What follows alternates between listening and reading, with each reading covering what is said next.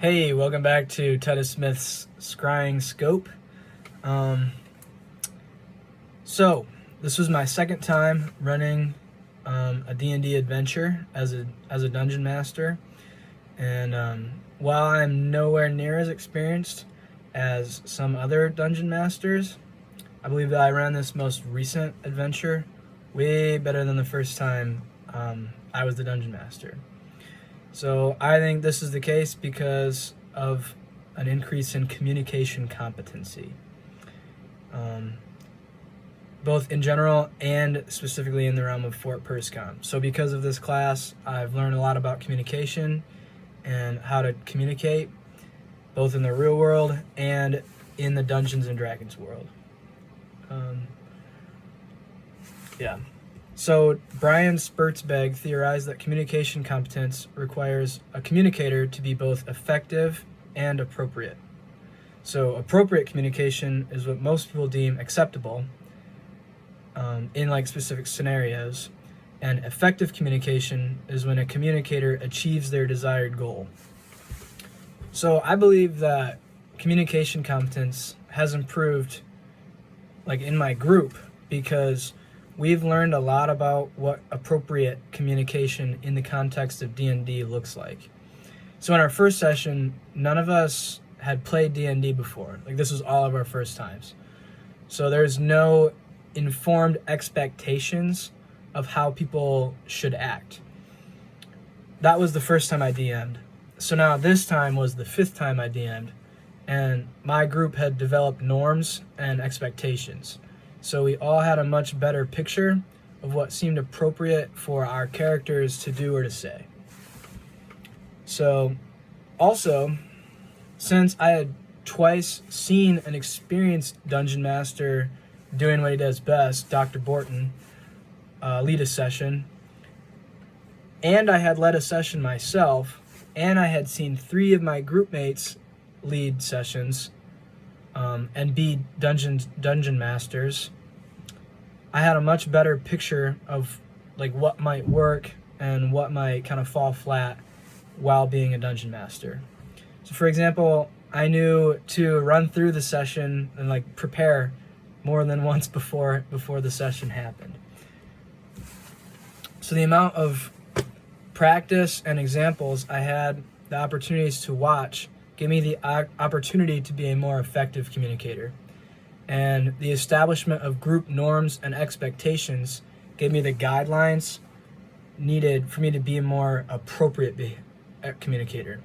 These two things combined made me a more competent communicator. So since I understood like how a dungeon master should act, I was able to act how they should act. And since I was like acting appropriately, I was able to be more effective in my communication. So at one point in the session, however, a new situation arose which challenged my communication competency. I have a feeling that this happens a lot when you're being a dungeon master. But one of the players did something rather unexpected. So when in a jewelry shop, Andrew's character, whose name is Bob, he had already spent all of his gold, but he wanted something from the jewelry shop. So he decided to steal something. And this is the first time any of the characters in our group had done something like really outside of the script of the game, kind of. So I wasn't sure what to do. So basically, when something like this happens, it's described by expectancy violations theory. So Judy Burgoon described expectancy violation theory as a prediction for what happens when someone violates the norms of that interaction. So this means that expectancy violations theory describes any verbal communication, nonverbal communication, or action which is unexpected. So just because something is unexpected doesn't mean that we will react poorly to it. So when Bob unexpectedly stole jewels from truly outrageous gems, I had the choice to either react poorly and just try and hurry my group along, get us through the end of the session so we could get back to the classroom sooner, or play along with Andrew, be a good DM, and enjoy the D&D experience. So how we react to different things is called valence.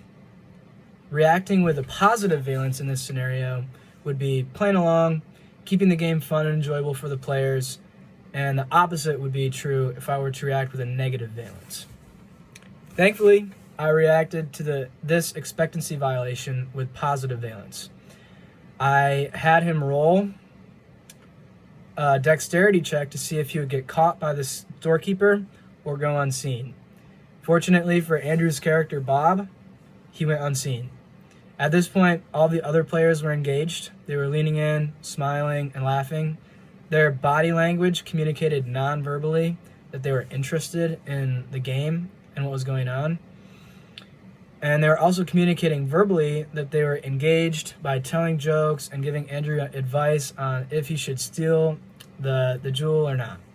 And eventually, all the group members attempted stealing something from the shop. This unexpected behavior from Andrew ended up leading to the most memorable and fun part of the game for us.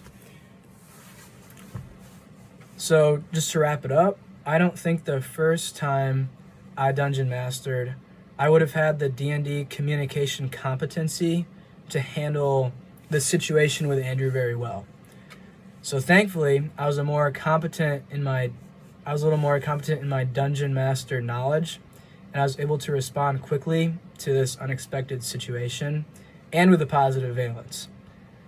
So based on my experiences from this most recent gaming session, I believe that dungeon masters who have higher levels of communication competency will be able to respond to expectancy violations better than those who have low levels of communication competency.